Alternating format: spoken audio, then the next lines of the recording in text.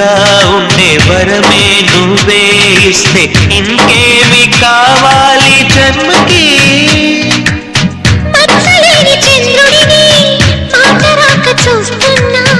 వరస కాని బంధుని చొరవ చేసి అంటున్నా ఇంకెప్పుడు ఒంటరినని అనరాదని. నీకు సొంతం అంటే నేనేనని. కొమ్మ కొమ్మ విన్నావమ్మ కోయిల వస్తుంది, వస్తూ వస్తూ తనతో వెన్నెల వెలుగులు తెస్తుంది.